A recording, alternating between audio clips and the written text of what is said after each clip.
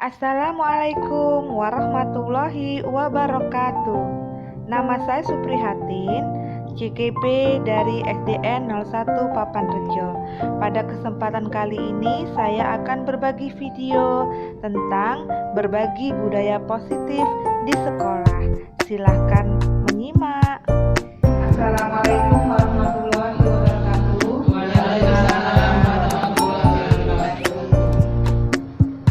Terima kasih saya ucapkan kepada segenap rekan guru SDN 01 Papanrejo yang telah memberikan kesempatan saya pada pagi hari ini, sehingga saya bisa menyampaikan berbagi modul 1, yaitu modul guru penggerak yang sedang saya ikuti. Untuk berbagi modul 1 ini ada 4 bagian yang ingin saya sampaikan.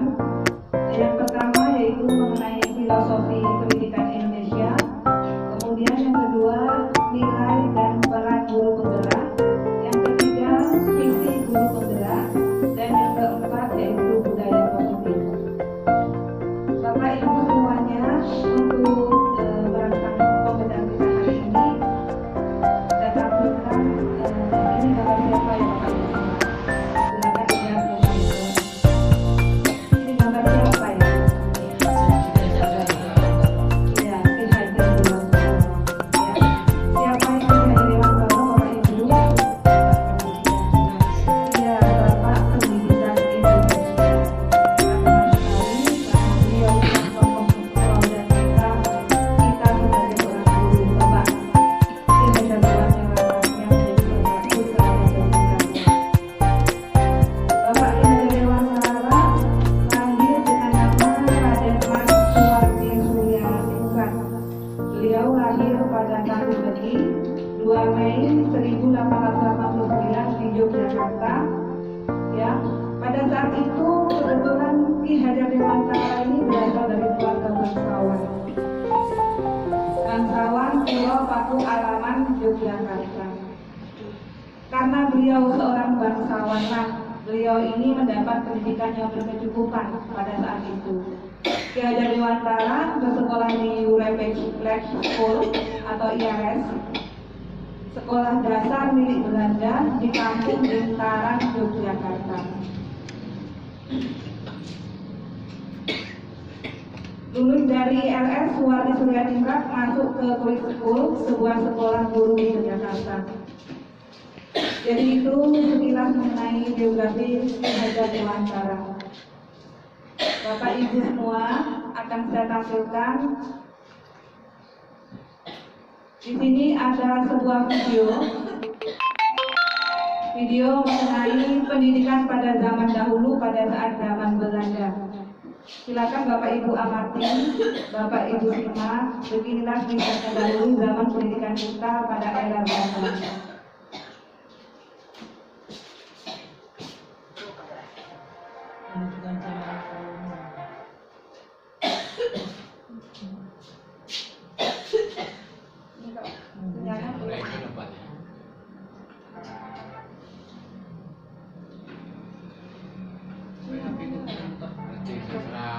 Akan menggambarkan tentang pendidikan zaman kolonial. Kelihatan nggak, Bu? Menjadi pengantar bagi Anda untuk Terlihat nggak, Bu? kembali Terlihat Bu ya? Terlihat. dari zaman kolonial hingga saat ini.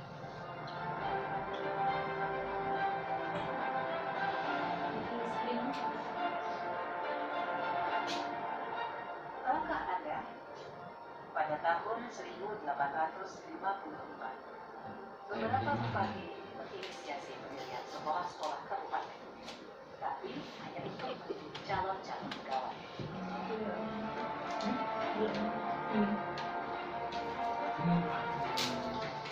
Kemudian tahun yang sama, lahirlah sekolah-sekolah Budi Putra yang hanya mempunyai 3 kelas. Rakyat hanya diberikan pengajaran membaca, menulis, dan berhitung seperlunya, dan hanya mendidik orang-orang membantu dalam mendukung usaha dagang mereka. Tadi kepada Bapak buku nih, ini kertas ya. memberikan kelonggaran kepada para calon murid dokter Jawa untuk mendapatkan pendidikan dan pengajaran. Tahukah Anda mengapa?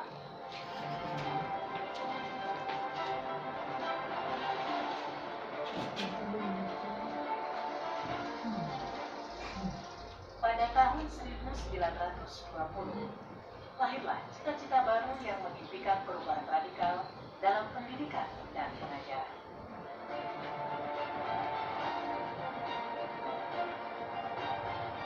Dan pada tahun 1922, lahirlah Taman Siswa Yogyakarta sebagai sebuah gerbang emas kemerdekaan dan kebebasan kebudayaan bangsa. Taman Siswa ada sebagai jiwa rakyat untuk merdeka dan bebas.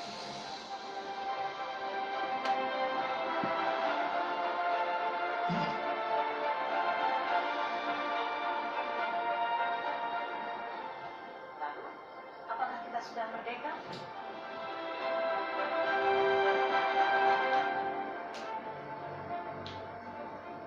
Video ini adalah pengantar menuju video kedua, filosofi pendidikan Ki Hajar Dewantara. Salam dan bahagia.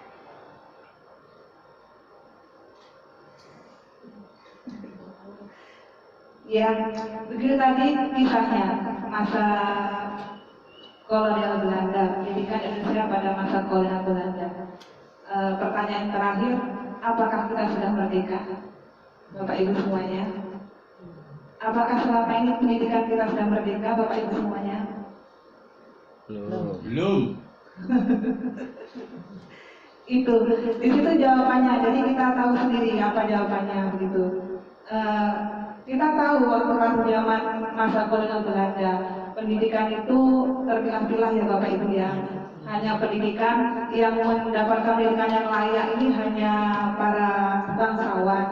Kemudian ada sekolah juga, tapi hanya untuk kaum membantu. Ya, di pas kaum membantu ini saja pembelajarannya hanya membaca menulis. Ya, terbatas dengan tujuan mereka mampu membaca menulis hanya untuk menjadi membantu pada saat itu pemerintah kolonial Belanda.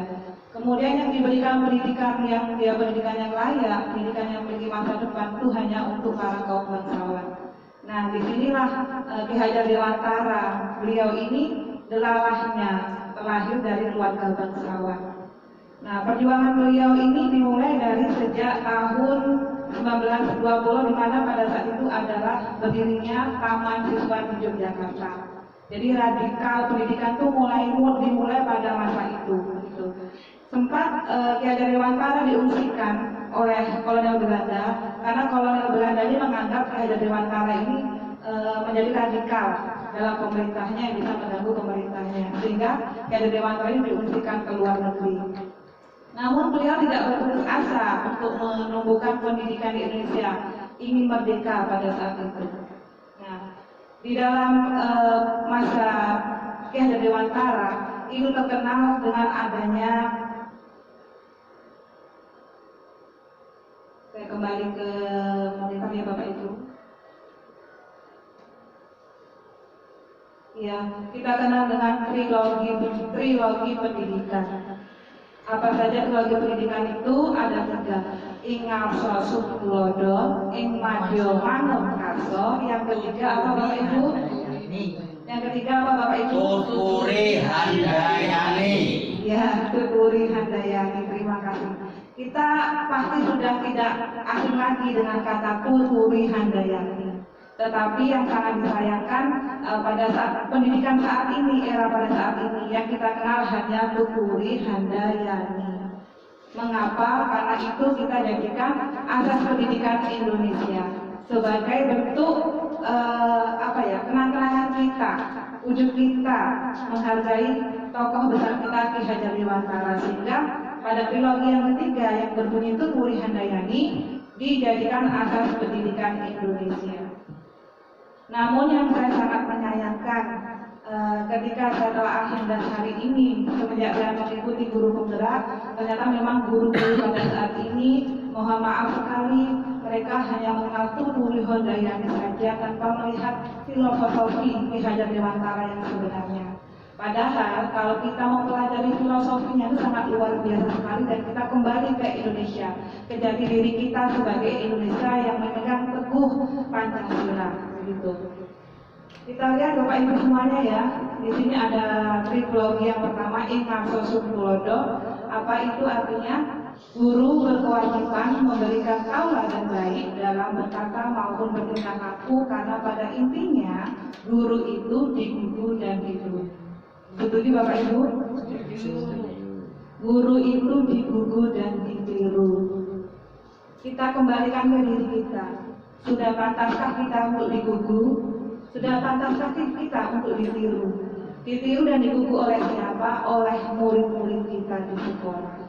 Oke Bapak Ibu, saya di sini masih muda sekali. Saya hanya sekedar menyampaikan apa yang sudah saya terima. Saya tidak mengajari, ibarat memakan garam. Saya ini baru seperempat yang saya makan. Ibu-ibu yang depan saya ini sudah berkilo-kilo yang dimakan. Karena terpantau dari usia, saya masih terlampau muda. Ibu-ibu sudah senior semua. Jadi mengenai digugu dan ditiru, saya yakin ibu-ibu saya di sini, bapak-bapak guru saya di sini, semuanya sudah patut untuk digugu dan ditiru. Kita lanjut ke yang kedua, trilogi yang pendidikan yang kedua, yaitu Ing Madya Langgeng Karso.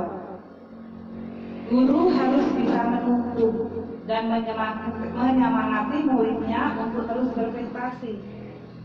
Ya, disinilah posisi kita di tengah-tengah. Kita harus bisa menyemangati, menuntun murid kita, ya. Untuk apa? Untuk berprestasi. Berprestasi dalam menciptakan karya yang bermanfaat bagi dirinya dan orang lain. Ya, jadi mari kita tuntun murid kita untuk bisa berprestasi, sehingga murid kita akan menemukan manfaat itu untuk dirinya sendiri terutama. Kemudian yang kedua untuk orang lain. Untuk orang lain itu yang pasti untuk sekitar dia yang paling terdekat terlebih dahulu, kedua orang tuanya, keluarga, ya. Kalau di lingkungan sekolah, untuk lingkungan sekolahnya teman dan guru, di lingkungan masyarakat itu lebih umum, begitu. Kemudian yang ketiga, trilogi yang ketiga, Tuturi Handayani. Ini yang menjadi slogan kita, yang selalu kita bawa ya Bapak Ibu semua ya, yang kita selalu yang selalu kita apa ini berada di bawah sebelah kiri apa kanan Bu, Tuturi Handayani Ibu ya. Logonya dari sebelah kiri apa kanan Bu? Tuturi Handayani kita Bu. Hari ini kita memakai baju dinas Bu. Kiri apa kanan ya Bapak Ibu? Nah, ternyata selama ini kita memegang teguh itu, hingga kita mengajar aja selalu kita bawa. Bapak Ibu, jadi Tuturi Handayani ini sangat besar sekali maknanya. Ya, apa itu maknanya Bapak Ibu semuanya? Guru sebaiknya memberikan dorongan yang nantinya akan menjadi motivasi bagi siswa, menjadi tuntunan siswa dalam menentukan keputusan dan menguatkan keputusan tersebut. Dalam hal ini, guru memberikan nasihat dari sudut pandang yang berbeda, sehingga siswa akan terbuka pemikiran dan wawasannya. Sehingga dalam hal ini, guru harus mampu membina komunikasi yang baik dengan siswa. Sehingga tidak heran jika guru itu harus belajar sepanjang hayat. Setuju Bu? Setuju. Guru harus belajar sepanjang hayat. Artinya, selama kita mendedikasikan diri kita sebagai guru, maka kita siap untuk belajar sepanjang hayat. Jika Bapak Ibu sudah malas untuk belajar, tidak usah menjadi guru. Dari sini ini sudah ada suatu apa ini ya Bapak Ibu semua Ibu ini. Ini kalau bahasa kalimat apa ini Bapak Ibu? Guru harus belajar sepanjang hayat. Besar sekali maknanya.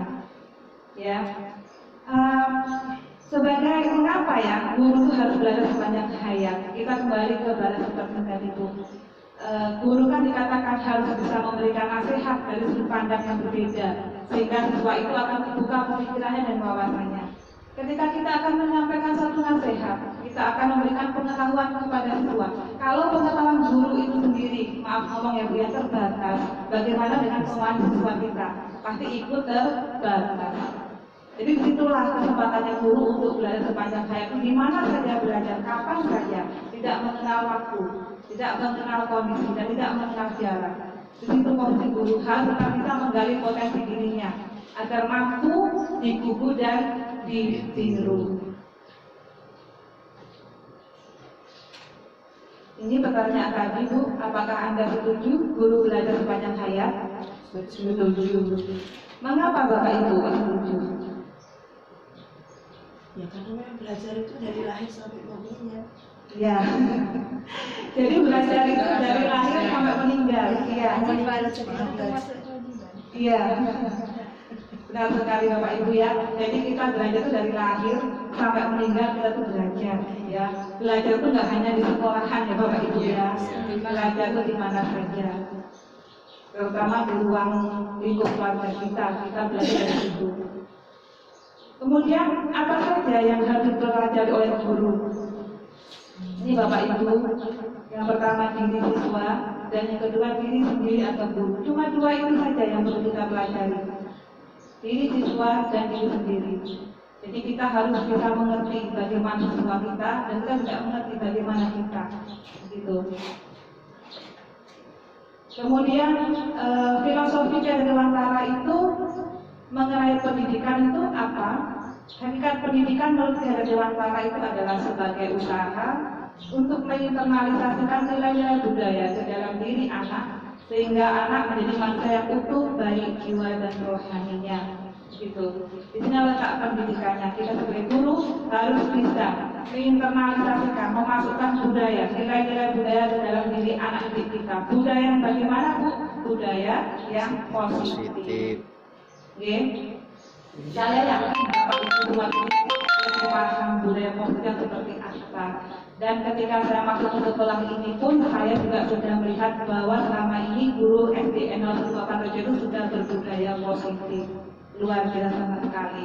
Jadi kalau menurut saya bagaimana nilai budaya positif itu Bapak Ibu tuh lebih tahu, ya lebih tahu dari saya yang baru masuk ke sini gitu. Kemudian menjadi seorang anak yang memiliki jiwa yang baik, jiwa dan rohaninya begitu. Kemudian Ki Hajar Dewantara juga menerapkan pendidikan yang humanis. Humanis itu artinya apa? Memanusiakan manusia yang berbudaya dan berkembang secara kognitif, daya cipta, afektif, kemudian kognitif. Kognitif itu adalah daya ciptanya, pemikirannya. Kemudian afektif itu adalah daya rasa. Kemudian kognitif itu adalah daya kasa. Nah, sekarang kita sebagai guru, sudahkah kita menerapkan itu, menciptakan itu untuk anak didik berupa daya cipta anak didik kita, afektif anak didik kita, kemudian kognitif anak didik kita. Bapak Ibu semua, sudahkah? Sudah apa belum Bapak Ibu? Kognitif itu berkaitan dengan pengetahuan Bu, yang lahirnya dari pemikiran si anak. Kemudian afektif itu adalah rasa, dari perasaannya si anak. Ada rasa belas kasih di diri anak. Kemudian kognitif daya kasa, mewujudkan dalam tingkah laku. Sudahkah diterapkan sekolah Ibu di kelas masing-masing? Sudah. Saya yakin sudah. Itu adalah bentuk dari budaya positif kita, Iya. Kemudian kalau bahasa Inggrisnya itu dari adanya kognitif daya cipta, daya rasa, kemudian daya kasa itu ada bahasa Inggrisnya Bu. To educate the head, the heart, and the hand. Apa ini artinya Bu? Dan itu tangan. Iya. To educate the head, the heart, and the hand. Jati diri ya. Apa ini Bu ya? Ayo Bu. Ini lahirnya dari kepala, yang di kepala ini berupa apa Bu? Otak pemikiran, kemudian apa? Berdasarkan dari hati, ya. Kemudian dalam bentuk apa? Prakarya yang diolah oleh tangan, hand, begitu. Jadi kalau Bapak Ibu menjadi seorang guru, tolong Bu ya, jangan hanya sekedar ini yang diolah, tolong olah juga ininya, hatinya. Kemudian diwujudkan dalam bentuk prakarya, sehingga karya ini merupakan kombinasi dari pemikiran otak dan hati, sehingga akan muncul yang namanya kebermaknaan. Pembelajaran yang penting adalah ketika anak itu mampu mengerjakan sesuatu, dia akan menstabilkan, menyeimbangkan dengan yang namanya hati, ya, akan terbentuk sebuah prakarya, tindak lanjut attitude-nya, maka dia akan berbudi luhur. Seorang anak yang belajar hanya sekedar ini saja, tanpa memperhatikan ini, hati, maka kitalah seorang anak yang egois. Banyak contohnya anak didik kita yang cerdas pengetahuan namun lemah dalam karakter. Bapak Ibu semua, jadi ini menurut saya tolong pembelajaran untuk anak didik kita itu jangan hanya mengoptimalkan pendidikan kognitifnya saja, tolong afektifnya, daya rasanya diolah, ya, diseimbangkan afektifnya sehingga kognitinya itu akan sangat sempurna sekali. Agar kita sebuah jiwa yang benar-benar berbudaya positif, begitu. Bapak itu masih menjumpai siswa kita yang pintar namun masih tidak berkarakter atau kurang berkarakter. Masih Bapak Ibu? Masih. Kalau masih di situ tolong diperkuat lagi Bu untuk daya rasa dan kognitifnya, Ya. Jadi kognitif diseimbangkan antara kognitif, afektif dan kognitifnya. Di sini kita lihat tujuan pendidikan menurut KHB menuntut segala kodrat yang ada pada anak-anak agar mereka dapat mencapai keselamatan dan kebahagiaan yang setinggi-tingginya, baik sebagai manusia maupun sebagai anggota masyarakat. Ya, kemudian mengenai diri anak kita, ini ada sebuah asumsi tentang jiwa yang bebas dan ditentukan sendiri serta dikombinasikan dengan kodrat manusia. Kemudian akhirnya doktrin Locke dengan tentang apa yang disebut dengan disebut alami atau bahasanya tabula rasa. Nah, mendengar Bu kata tabula rasa? Tabula rasa ini tidak tahu Bu. Pernah nggak tahu? Pernah mendengar. Pernah ya. Tabula rasa. Putih sih. Iya. Terkenal dengan apa Bapak Ibu? Kertas sebagai kertas ya. Iya, anak itu terlahir ibarat sekali kertas putih gitu ya, itu tabula rasa. Dan itu selama itu jadi bangsa kita ya Bapak Ibu ya. Benar apa enggak Bapak Ibu itu? Iya benar. Ya. Benar. Betul. Anak terlahir seperti secari kertas putih yang polos, tidak ada tinta sama sekali. Ya, ketika nanti anak itu terlahir, dia akan perlahan-lahan memperoleh tintanya. Dari mana? Dari lingkungan keluarganya bapak dan ibu yang pertama kali. Itu, pernah ketahui itu Bu ya? Ternyata bapak KHD kita Ki Hajar Dewantara itu tidak mengakui tentang tabula rasa. Mohon maaf Bapak Ibu ya. Tabula rasa ini berasal dari pemikiran empirisme Francis Bacon, orang luar negeri sono Bapak Ibu, yang mengatakan kalau tabula rasa itu anak itu tabula rasa, lahir seperti kertas putih. Ternyata Pak Ki Hajar Dewantara, bapak tokoh pendidikan kita itu malah mengatakan anak-anak itu. Sekarang kita pahami. Nih, menurut KHD, anak terlahir sudah membawa kodratnya masing-masing. Oh maaf Bu, saya ulang ke atas. Anak terlahir seperti kertas putih, tabula rasa dari bahasa Latin kertas kosong. Merujuk pada pandangan epistemologi bahwa seorang manusia lahir tanpa isi mental bawaan, dengan kata lain masih kosong. Ini lembut tabula rasa. Dan seluruh sumber pengetahuan diperoleh sedikit demi sedikit melalui pengalaman dan persepsi alat indranya terhadap dunia di luar dirinya. Ini yang dipahami mengenai si tabula rasa tadi. Namun, Ki Hajar Dewantara memiliki prinsip sendiri. Ini kata beliau. Anak itu terlahir sudah membawa kodratnya masing-masing yang tidak bisa diganggu gugat.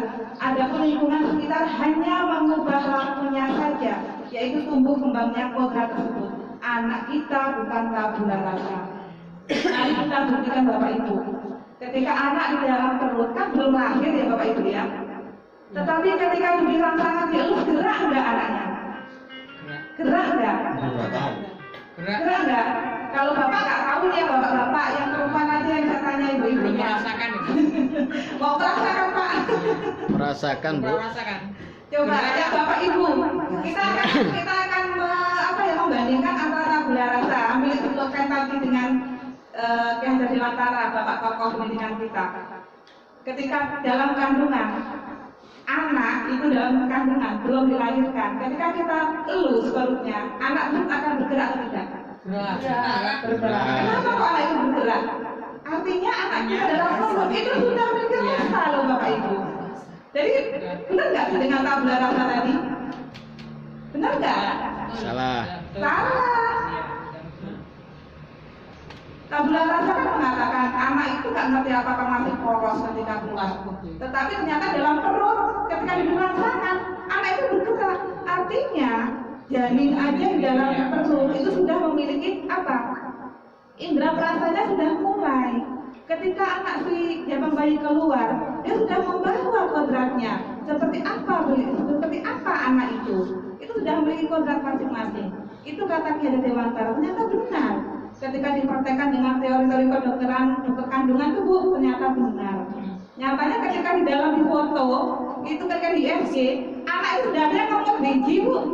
Oke, ada bukan yang di USG itu?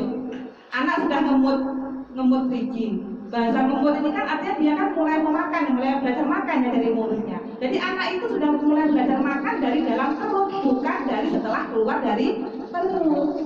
Nah, disitulah tabula rasa itu akhirnya buku dibukukan oleh siapa? Dibukukan oleh tokoh pendidikan kita Pak Ki Hajar Dewantara. Begitu. Jadi saya mengakui bahwa memang anak itu memang dari ketika lahir itu memang sudah punya kodrat masing-masing. Gitu. Nah, kemudian Ki Hajar Dewantara itu juga mengatakan seperti ini. Guru itu laksana petani padi atau jagung. Sampai beliau mengatakan seperti itu. Ini bahasa Ki Hajar Dewantara loh, bukan bahasa saya. Ki Hajar Dewantara itu mengatakan guru itu laksana petani padi atau jagung. Seorang petani tidak akan bisa mengubah padi yang ditanam menjadi jagung. Benar nggak Bu? Benar nggak Bapak Ibu? Sebaliknya, kita menanam jagung tidak akan bisa kita menumbuhkan menjadi padi. Kemudian apa kabarnya dengan padi dan jagung? Jika kita menanam padi, panennya pasti padi. Ia tidak bisa mengubah kodrat tersebut, sama seperti guru. Apapun yang sudah melekat kodrat anak, kita tidak akan bisa mengubahnya. Kalau kodrat itu mungkin larinya apa ya kalau bahasa kita? Gimana orang Jawa tuh? Dasar sama watak, aku bahasa tunggal, apa gimana bahasa orang Jawa itu? Gimana? Watak sama tunggak menangan watak, begitu ya? Apa gimana bahasa orang Jawa itu? Watak kalau tunggak menangan watak. Nah, ada itu seperti itu, pernah mendengar seperti itu. Ada anak yang bandelnya luar biasa itu dikasih tahu susah, akhirnya si orang Jawa itu bilang seperti ini. Oh memang dasar watak sama tunggak menangan watak. Kenapa? Karena emang watak itu sudah dibawa dari lahir gitu loh Bu. Nah, itu akan kita bawa sampai kita akhir hayat kita. Jadi kita nggak bisa mengubah watak anak kita, watak anak didik kita.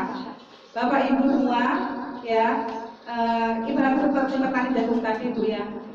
Apa yang bisa dilakukan adalah menumbuhkan padi dengan memperbaiki tanahnya, memberinya pupuk, kemudian memelihara tanamannya dan menghilangkan hamanya. Maka beliau ini akan panen padi yang sangat melimpah ruah. Begitu halnya dengan guru ya yang apabila mendidik anak muridnya dengan sungguh-sungguh, yang menyediakan media yang sesuai yang diinginkan oleh si anak. Minatnya, kita belajar sesuai dengan minatnya, kita belajar mengikuti profilnya, gayanya seperti apa, itu kita ikutin. Insya Allah akan tumbuh yang namanya apa pendidik yang kita inginkan. Ya silakan Bapak Ibu sambil dinikmati sajiannya buat apa-apa. Iya, jangan ngantuk. Karena itu kalau filosofi ini intinya teori, jadi harap maklum, jangan teguh. Tapi saya asik membahasnya Bu, karena memang lahirnya pendidikan itu ternyata dari sini. Ternyata kita benar-benar seperti padi, petani yang mana padi. Jadi seperti ini Bapak Ibu. Pernah nggak Bapak Ibu memaksakan kepada anak didik Bapak Ibu, Mbok kamu bisa membaca seperti A, kamu nih Mbok pintar seperti B. Kamu tuh harus baik hati seperti A. Kamu tuh harus gini, nggak boleh kasar seperti B. Begitu. Ketika pas ulangan juga seperti itu. Si A mendapatkan nilai 8, kemudian guru ini menyalahkan si B. Kenapa kok nggak bisa mendapat nilai yang seperti A? Begitu. Di sini letaknya Bu Bapak Ibu semua. Jadi tolong silakan dikoreksi kembali diri masing-masing mengenai filosofi Ki Hajar tadi. Selama ini sudah melaksanakan atau belum? Kemudian Kak ini juga mengingatkan bahwa dalam menuntun ya kodrat anak, kita kan mengakui kodrat anak. Jadi kita tuh harus menyesuaikan dengan yang namanya kodrat alam dan kodrat zaman. Bapak Ibu semua, sudahkah kita selama ini mempertimbangkan karakteristik siswa kita di kelas berdasarkan kodratnya dan kodrat zaman? Sudah belum Bapak Ibu? Kodrat alam dan kodrat zaman. Apa itu Bapak Ibu kodrat alam? Kodrat alam itu adalah lingkungan alam, tempat peserta didik kita berada. Ya, di situ ada kultur budaya maupun kondisi alam geografisnya. Kemudian kalau kodrat zaman itu adalah isi atau irama kehidupan. Kodrat zaman itu bisa diartikan bahwa kita sebagai guru harus membekali keterampilan kepada siswa sesuai zamannya agar mereka bisa hidup berkarya dan menyesuaikan diri. Yang namanya zaman itu selalu berkembang mengikuti tahun, mengikuti masa. Jadi kita tidak bisa menghalau itu. Kita harus mengakui bahwa anak yang kita didik itu memiliki kodrat alam dan kodrat zaman. Disitulah letak kita sebagai seorang guru harus selalu mengikuti zaman. Oke Bapak Ibu. Kemudian setelah kita tuh bisa memahami apa itu kodrat zaman dan kodrat zamannya pada diri anak, itu pasti akan tumbuh yang namanya merdeka belajar. Karena merdeka belajar itu melekat pada diri si anak, itu. Sekarang itu apa sih Pak Bu merdeka belajar? Ada loh yang mengasumsikan merdeka belajar ini bebas PR, bebas tugas, nggak belajar sama sekali. Itu namanya merdeka belajar katanya. Sekarang kita mau nanya guru yang di sini, guru di satu video. Kalau merdeka belajar seperti apa Bu? Sudah pernah mendengar Bu kata merdeka belajar? Sudah. Monggo Bapak Ibu yang berpendapat. Merdeka belajar. Boleh. Ya. Anak diberi kesempatan untuk misalnya mengutarakan pendapat, gitu ya? Boleh, ya. Jadi anak diberi kesempatan untuk mengutarakan pendapat. Iya. Apalagi Bapak Ibu. Coba di sini kan ada lokal 6. Saya yakin ada 6 lokal itu memiliki gaya masing-masing mengajar. Ada guru bidang bimbing juga, tapi sudah pernah sudah punya pengalaman dengan anak didiknya begitu. Apalagi dikaitkan dengan kata merdeka belajar. Sudahkah Bapak Ibu menganggap anak Bapak Ibu itu sudah merdeka belajar? Ini kalau ditanya masalah merdeka belajar ini bukan guru yang ditanya. Ini aturan siswanya di kuesioner. Siswa yang di kuesioner selama ini gurunya sudah memerdekakan belajar bagi si anak atau sudah atau belum gitu. Aturan seperti itu. Ya Bapak Ibu, merdeka belajar. Itu merdeka belajar itu maksudnya seperti ini Bu. Sebuah gagasan yang membebaskan para guru dan siswa dalam menentukan sistem pembelajarannya. Jadi ketika siswa mau belajar, siswa itu nggak mau diatur oleh gurunya. Yang kedua, guru juga ketika mau mengajar juga nggak mau diatur. Itu seperti itu lalunya. Tapi dengan tanda kutip, diaturnya bagaimana? Seperti ini Bapak Ibu. Di dalam satu kelas itu bisa jadi kesiapan belajar anak didik itu berbeda-beda. Minatnya juga berbeda-beda, profil belajar juga berbeda-beda. Jadi jangan kaget, jangan salahkan ketika ada 10 siswa ibu, lihat dari posisi duduknya. Ada yang sudah mulai siap, ada yang kakinya masih loncat-lantung, ada yang kepalanya sudah disandarkan di meja, ada yang masih jalan-jalan. Bapak Ibu, begitu apa tidak? Nah itu salah satunya di situ. Namun datanglah guru, ayo sekarang kita belajar, buka bukunya. Ternyata masih ada siswa yang nggak mau duduk, masih ada siswa yang nggak mau buka. Kenapa nggak mau dibuka bukunya? Kenapa nggak ini? Akhirnya apa yang terjadi? Egonya guru keluar, akhirnya marah. Yang kena siapa? Siswa kita yang dimarahin.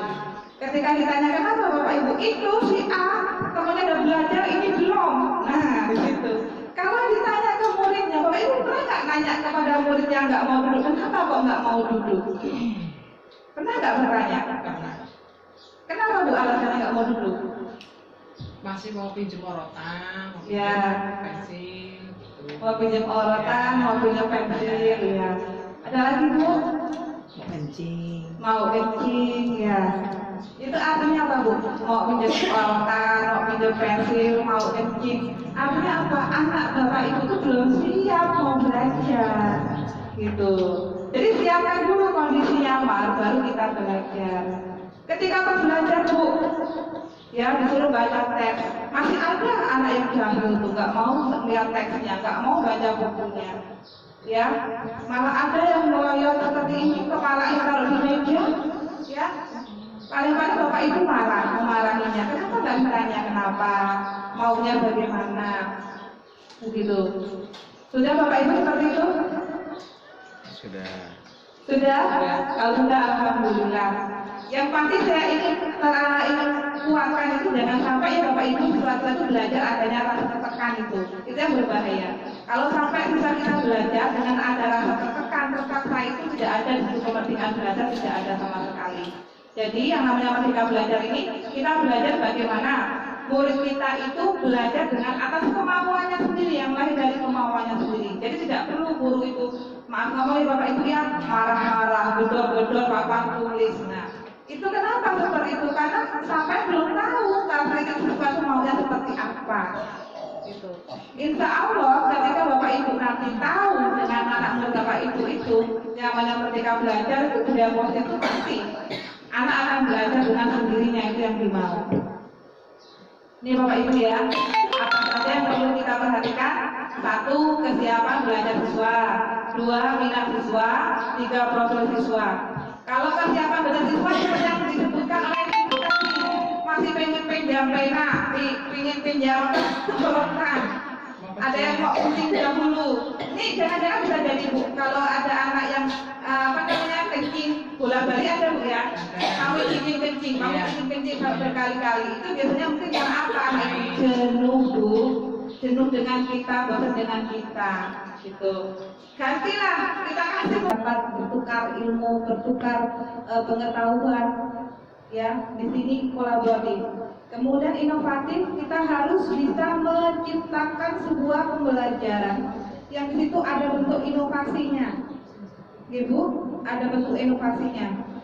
Nah, inovasi yang sekarang masih keren-kerennya itu adalah pada zaman era digital 4.0 atau bahasanya 4.0. Dunia digital 4.0 di mana guru itu harus bisa memiliki basic komputerisasi, IT-nya harus diketarakan dalam pembelajaran. Jadi dengan seperti apa Bu, ketika tidak dalam kelas usahakan membawa monitor seperti ini yang saya tayangkan, ya Bapak Ibu ya. Jadi IT ini kita gunakan, itu zaman sekarang, zaman inovatifnya yaitu zaman era 4.0. Kemudian yang nomor 5 ini yang sangat-sangat jangan sampai tertinggal oleh diri kita harus berpihak pada murid. Ya, berpihak pada murid di sini artinya seperti ini Bu. Pembelajaran yang kita lakukan selama ini Bu, ternyata masih mengikuti pembelajaran pada zaman kolonial Belanda. Tempat duduknya pun masih seperti pada kolonial Belanda. Kalau pada kolonial Belanda itu guru berada di depan, menjadi pusat, menjadi center pusat dalam pembelajaran. Terlihat dari tempat duduk. Tempat duduk itu mencerminkan bagaimana pembelajaran itu berlangsung. Ketika guru berada di tengah-tengah, kemudian di tengah-tengah dalam tempat tatapan murid, kemudian murid di depannya guru, semua di depan guru seperti yang saya lihat. Cek kembali ruang lokal masing-masing, kondisi teman-temannya seperti apa. Kalau guru itu sendirian di depan, kemudian di depannya murid semua, itu masih student, itu masih teacher center, masih berpusat pada guru. Usahakan tempat duduk itu Bu, silakan dibuat, diberi keluasaan itu guru untuk bisa datang sampai ke pojok. bisa datang ke sebelah murid, kemudian temui langsung murid di tempat duduknya masing-masing, begitu. Jadi usahakan beberapa dapur ini student center, jadi siswa yang menjadi pusatnya dalam pembelajaran tersebut. Jangan guru yang terlalu mengoptimalisasi kegiatan pembelajaran. Ya Bapak Ibu ya. Kemudian peran guru penggerak itu ada 4, menjadi pemimpin pembelajaran, menggerakkan komunitas praktisi, mendorong kolaborasi antar guru, kemudian menjadi coach bagi guru lain, kemudian keempat mewujudkan kepemimpinan murid. Nah, kemudian melalui pemahaman nilai dan peran guru diharapkan dapat menemukan merdeka belajar sehingga tercipta yang namanya profil pelajar Pancasila. Ini Bu, yang namanya profil pelajar Pancasila, kelihatan tidak Bu? Apa saja Bu pelajar Pancasila ini Bu? Profil pelajar Pancasila. Saya pengennya sekolah kita itu misi-misinya ada ini Bu, menciptakan generasi atau pelajar yang berprofil pelajar Pancasila. Apa aja Bu? 1. Beriman, bertakwa kepada Tuhan yang Maha Esa dan berakhlak mulia. Artinya apa? Pelajar yang berakhlak dalam hubungannya dengan Tuhan yang Maha Esa, memahami ajaran agama dan menerapkan dalam kehidupan sehari-hari. Kelihatan nggak Bu? Kelihatan. Nggak kelihatan. Orang didelok. Kamu lama-lama. Coba Tapi kan uji. kelihatan. Iya. Di apa namanya tulang?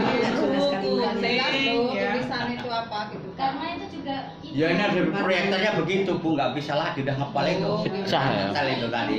backgroundnya biru. Jadi Oh iya udah. Pecah dia. kalau putih.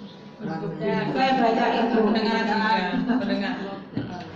Ya, jadi pelajar yang berakhlak dalam hubungannya dengan Tuhan yang Maha Esa, memahami ajaran agama dan menerapkan dalam kehidupan sehari-hari. Insya Allah murid-murid kita seperti itu semua ya Bu ya, berakhlak mulia semua. Kemudian yang kedua, berkebinekaan global.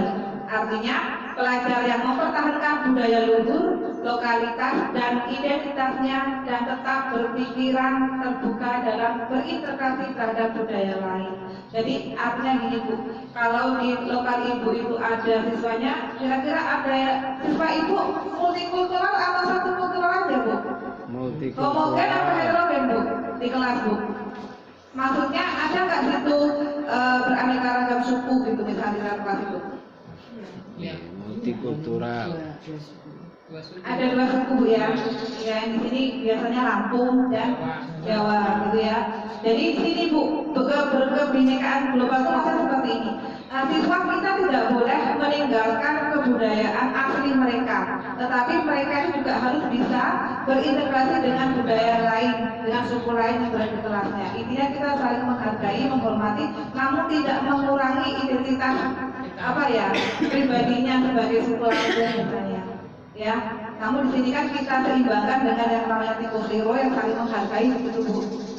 Kemudian di sini pokoknya intinya kalau berkebinekaan global itu anak-anak mampu menunjukkan budaya luhur budayanya dan juga harus mampu berintegrasi dengan budaya lain. Bisa memamerkan juga bisa menerima, intinya begitu. Kemudian yang ketiga mandiri.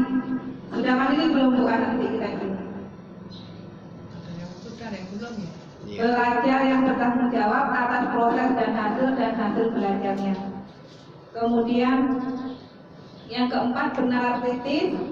Peserta yang bernalar kritis mampu secara objektif memproses informasi baik kualitatif maupun kuantitatif. Sebenarnya murid-murid kita ini sebenarnya bernalar kritis loh Bu, tapi kita jarang merangsang kekritisannya. Mereka sudah tanya Bu, pernah Bu mempraktekkan itu enggak anak Ibu?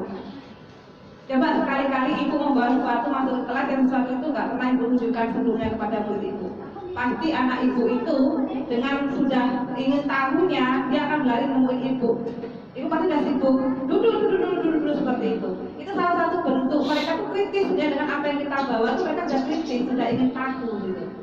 Tetapi kadang kita yang sudah boleh seperti itu, duduk. Nah ternyata itu seperti itu antisipasinya. Itu langsung anak akan terputus koneksinya. Kenapa kok ibu langsung duduk? Kenapa nggak beritahu itu apa? Coba kalau itu langsung kita sampaikan. Ini anak-anak, ini adalah media misalnya. Kita mau belajar ini, gitu. Seperti itu misalnya. Kemudian jiwa bergotong royong. Ya, jiwa bergotong royong ini sudah selalu kita terapkan, Bu, ya, gotong royong kita di sekolahan seperti tiket, sudah gotong royong bersama teman satu tiketnya. Kemudian membersihkan lingkungan sekolah, gitu ya. Kemudian di lingkungan masyarakat juga seperti itu, sudah ada gotong royong. Tapi kalau siswa kan mungkin hanya mengikuti saja, melihat orang tuanya di gotong royong.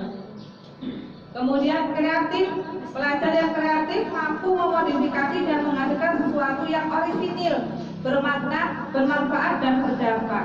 Nah, saya inginkan itu mestinya seperti ini, Bu. Ketika Bapak Ibu meminta anak Bapak Ibu untuk menggambar, silakan memberikan pesan kepada anak Bapak Ibu, jangan menentukan bentuk gambar yang mau dicontoh. Biarkan mereka itu berkreasi sendiri, membentuk entah apa yang lahir dari pemikirannya yang dinalurikan dari tulisan tangannya. Entah apa itu bentuknya, silakan. Biar anak itu berkreatif membentuk suatu karya yang itu asli milik mereka sendiri, tidak menjiplak punya orang lain. Ini namanya kreatif, Bapak Ibu, ya.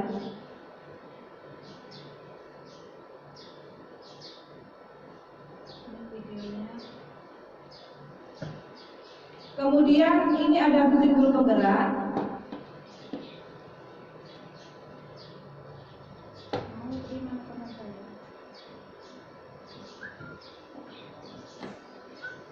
Pak, matiin dulu Pak, dekat Pak. Ini aja, matiin. Ya. Iya Bapak Ibu semua, berikut saya tampilkan aksi nyata saya mengenai nilai dan peran guru penggerak, ya, tidak lain dari fisik guru penggerak.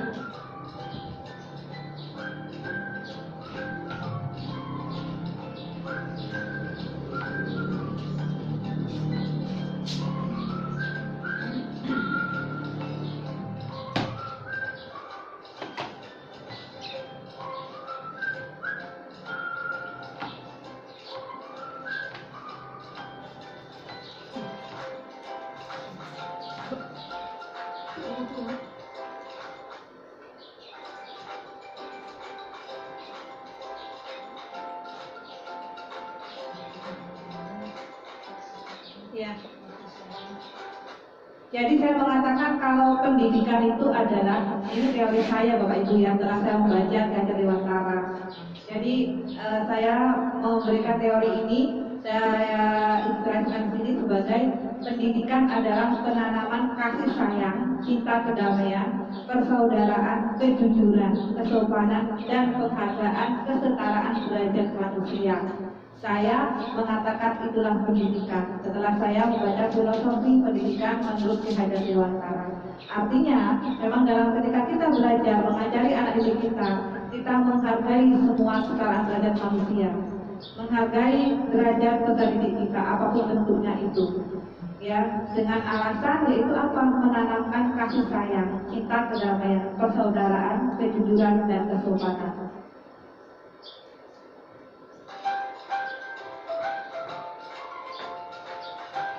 Buram ya.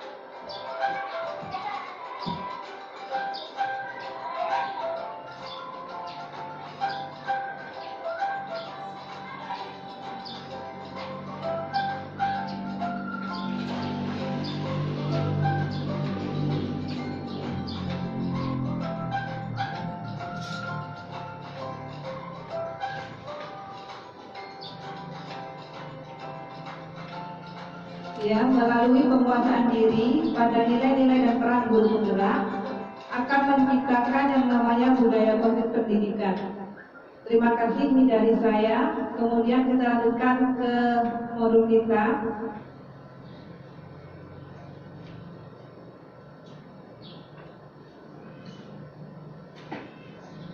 Ya, kita ke budaya positif.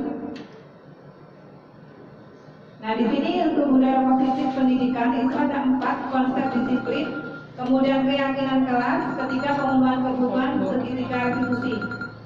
Sekarang konsep disiplin. Bapak Ibu pernah mendisiplinkan siswa? Pernah Bapak Ibu? Pernah. Di mana ada kemerdekaan, itulah harus ada disiplin yang kuat. Ini kata Kiai dari Mataram. Sesungguhnya disiplin itu bersifat self disiplin, yaitu kita sendiri yang mewajibkan kita dengan sekeras-kerasnya, tetapi itu sama saja. Sebab jikalau ya, ini bentuk dari konsep Merdeka Belajar dibutuhkan budaya positif dan pemahaman segitiga retribusi. Ketika kita memiliki suatu masalah siswanya, maka kita sebaiknya memperbaiki permasalahan tersebut.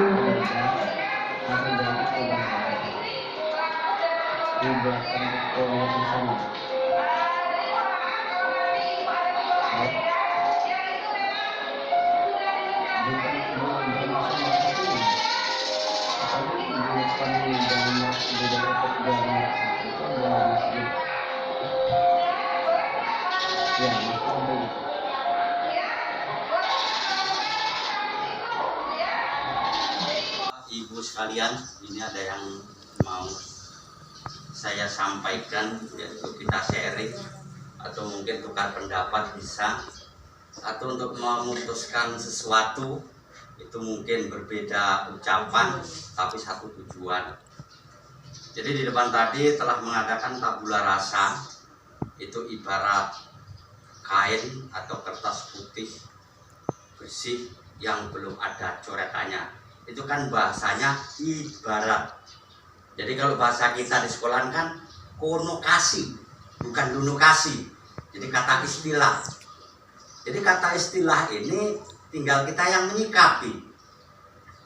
Kalau kita kaitkan ke dalam agama, memang manusia itu sudah ditakdirkan atau ditentukan yang tadinya begini, nanti ya begini. Tapi takdir itu kalau bahasa Arabnya kodrat, kalau orang Jawa bisa diirodati. Kodrat bisa diirodati. Sesuatu itu harus jadi A, bisa jadi B ketika kita yang mau merubahnya. Sesuai dengan hadis, manusia itu tidak akan berubah kalau tidak akan kita rubah sendiri. Maka kembali ke depan tadi, yaitu ibarat kertas putih. Itu kan ibarat. Nah, jadi bukan saya menentang Pak pendidikan biasa, itu tidak. Ibarat kertas putih, berarti kertas putih itu tergantung kita yang mencoret. Kalau kita coret merah jadi merah, kita coret kuning jadi kuning, dan lain sebagainya. Itulah yang dinamakan konokasi kata istilah.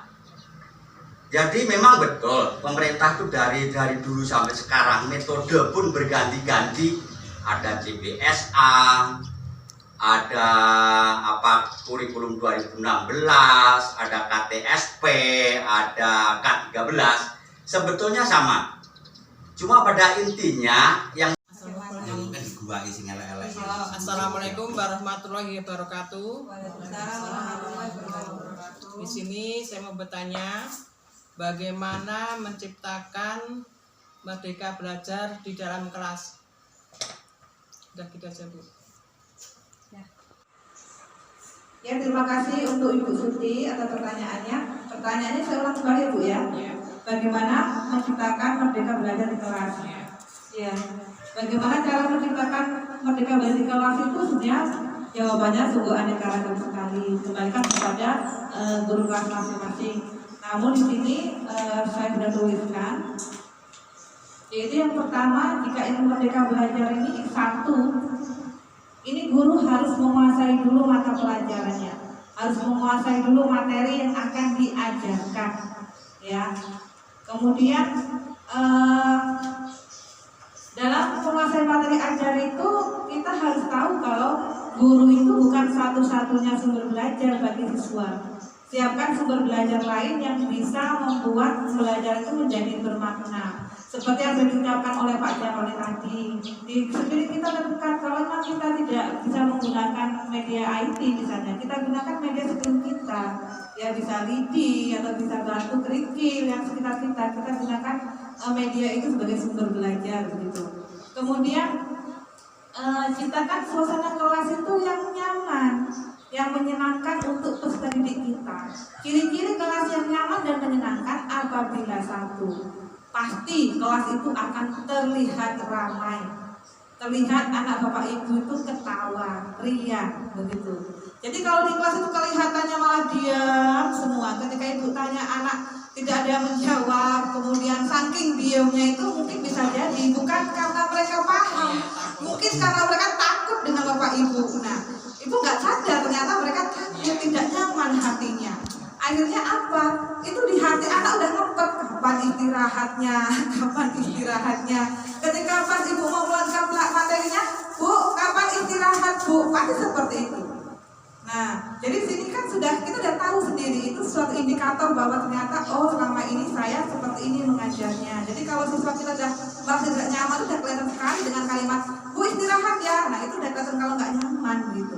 Silakan ubah cara mengajar ibu, banyak model yang bisa dipakai gitu. Ya, model pembelajaran itu ada diskusi, kemudian ada demonstrasi, tidak sesuai dengan materinya. Jika materinya itu materi teori, silahkan gunakan media yang asik bagi siswa. Misalnya kalau ibu di kelas 6 ingin membahas masalah sejarah Indonesia, ini kan pasti kan teks ya Bu ya, pasti membaca teks yang luar biasa sekali banyaknya. Gunakan video Bu, kita gunakan media IT. Jadi anak-anak itu akan merasa senang dengan melihat video tersebut begitu. Kemudian atau kita berikan kegiatan lain, misal nggak bisa Bu saya dengan media IT, ya sudah kita buat kelompok, kemudian izinkan kelompok itu untuk berselancar, mungkin membuat sebuah, ibu pakai model PBL ya, ibu kasih satu masalah, anak itu yang akan menyelesaikan masalah itu dengan satu kelompoknya. Jadi anak itu akan terpanggil dengan kegiatan tersebut. Jangan ibu yang di depan secara langsung ceramah. Lama-lama pasti anak bapak ibu itu bosan, monoton akhirnya belajar tersebut. Kemudian di sini kita harus bisa disiplin dan bertanggung jawab, kemudian mendidik dengan hati ya. Saya ingat dengan bahasa Bu Siti kelas 4 selalu mengingatkan murid-muridnya seperti ini, Bu Siti ya.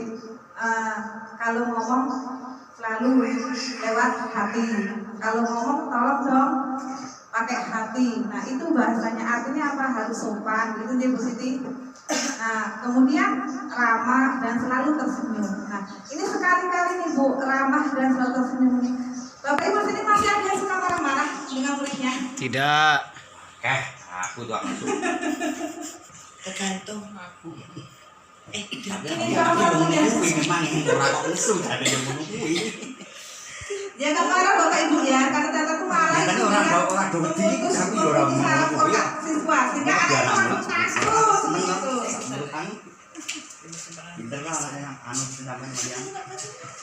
Iya dia tuh bisa begitu. Kadang kita nyepelein loh dengan kualitasnya apa? Kamu ini bisanya apa? Sudah nanti aja. Nah itu bahasa yang nanti aja itu yang ternyata itu salah satu indikator kalau guru itu memang kurang telaten intinya. Yang penting kita satu jadi guru itu harus sabar dan telaten. Ikutin apa kemauan siswa begitu saja Bu. Karena ketika belajar itu lahir memang dari kemauan siswa. Jadi pas kita mau belajar silakan ditanya, hari ini kita mau belajar atau enaknya pas mau pulang Bu. Selesai kita mari selesai. Anak-anak hari ini kita sudah selesai mempelajari masalah bunga. Nah untuk pembelajaran besok kita mau masuk nih ke tema 1, subtema 1, pembelajaran 1 mengenai apa ya anak-anak. Misal mereka belajar mengenai apa, misalnya tanyakan Bu, berarti besok kita mau belajar ini kira-kira kita belajarnya pakai gaya apa ya, kita perlu media apa ya gitu.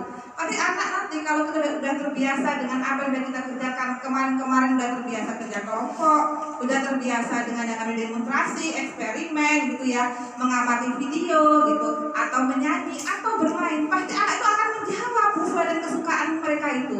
Tapi kalau misalnya selama ini guru tidak pernah memberikan itu, coba sampai tanya, pasti mereka diam karena bingung, nggak ada pilihan. Ya kan Bu? Kemarin saya mengajar kelas 4, ketika saya bertanya, kita bisa mau belajar apa? Jawaban mereka apa? Bermain, karena mereka senang diajak bermain. Bu, mengajak siswa kita bermain itu bisa loh dengan ice breaking di tengah-tengah pembelajaran kita. Ketika anak sudah, Bu, kapan istirahatnya? Itu anak berarti sudah kelihatan anak itu sudah bosan. Ayo sekarang kita berdiri, kita ice breaking dulu. Diajak dia gerakkan badan anak itu biar mereka tuh refresh kembali gitu. Dan siap kembali untuk menerima pelajaran. Intinya, kalau kita ingin mengajar siswa kita dalam keadaan siswa yang belum siap, itu percuma Bu, percuma sekali. Jadi siapkan dulu kondisi anak didik Ibu ketika pas mau belajar, itu yang paling utama. Ya, untuk yang lain kira-kira masih ada Bu? Baik Bu, bagaimana untuk yang lain? Kira-kira masih ada yang belum ditanyakan? Cukup. Ya, alhamdulillah Bu. Terima kasih Bu. Sudah paham Bapak Ibu ya? Ya. Terima kasih untuk kesempatannya hari ini. Mudah-mudahan apa yang sudah kita lakukan hari ini, belajar kita bersama hari ini bermanfaat besar untuk kita ke depannya. Amin. Terima kasih sekali saya ucapkan. Saya akhiri ya Bu ya. Ya. Ya, wassalamualaikum warahmatullahi wabarakatuh. Waalaikumsalam warahmatullahi